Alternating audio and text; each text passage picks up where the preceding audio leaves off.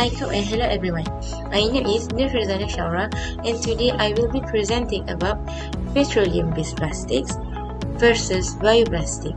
This presentation will focus on their differences based on production process and its environmental impact, benefits and challenges. Here is the overview of my presentation. First, we will look at the differences of their production process, their environmental impacts, and finally, the benefits and challenges. Plastic is used almost every industry, like packaging, electronics, and transportation. But the heavy use of plastic has caused major environmental issues. Most plastics are petroleum-based and hard to decompose. So, the industries today are moving toward bioplastics that are more biodegradable.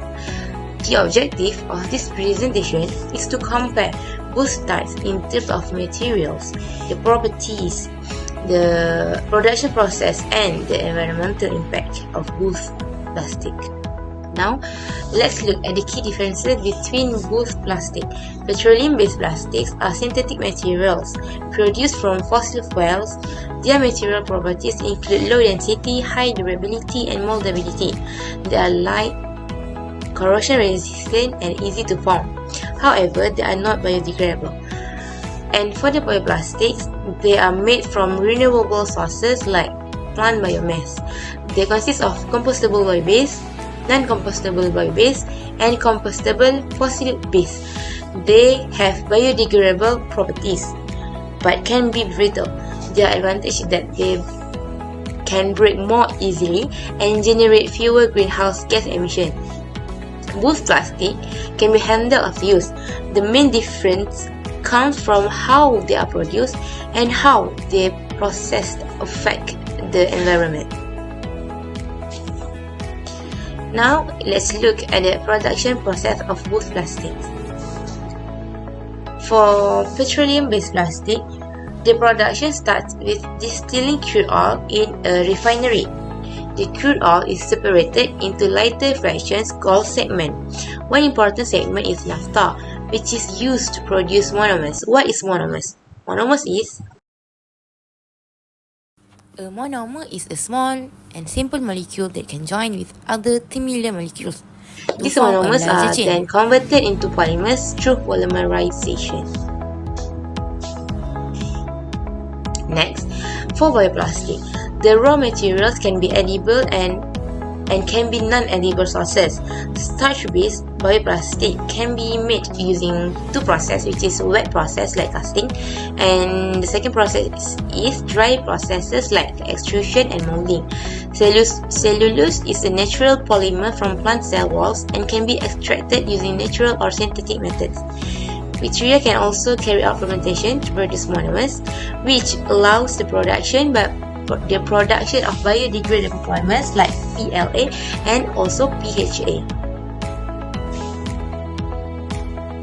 Now, let's compare the environmental impact.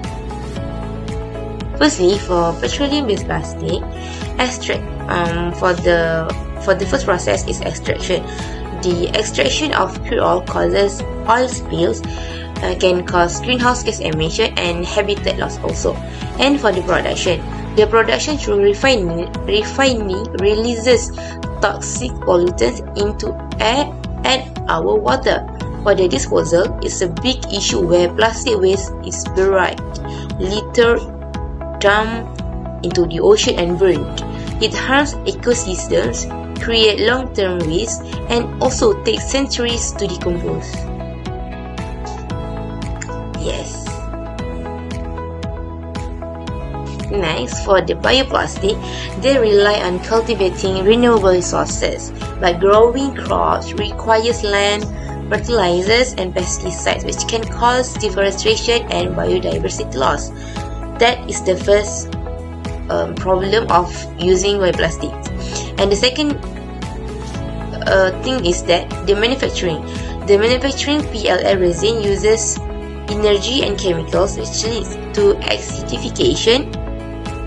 It can cause accident and emissions of greenhouse gas. Some biodegradable plastics only break down under industrial composting condition, certain condition only, and during decomposition they can produce high emissions of carbon dioxide and global warming.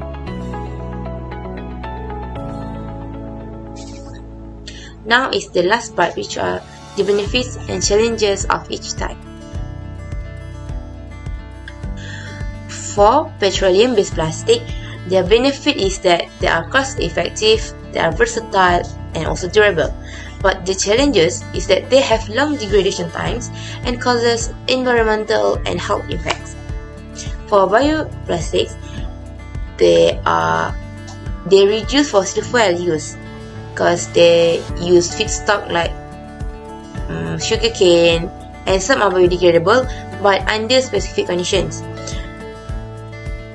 However, the challenges is that they are not cost effective because they require quite much process to generate or to produce the bioplastics, and also it depends heavily on agricultural resources. Now it's time to conclude. In a nutshell, both plastics have environmental impacts but in different life cycle stages. From the raw materials comes with the production and the disposal. Bioplastics show potential with reduced fossil usage, but their production still needs improvement. Thus, both industries need cleaner and more efficient process to reduce environmental harm. These are the references I used for my presentation. I include 8 links that consist of articles, reviews, and many more there. Thank you for your attention. Sustainability starts with awareness, and I hope this presentation helps us make better choices. Bye.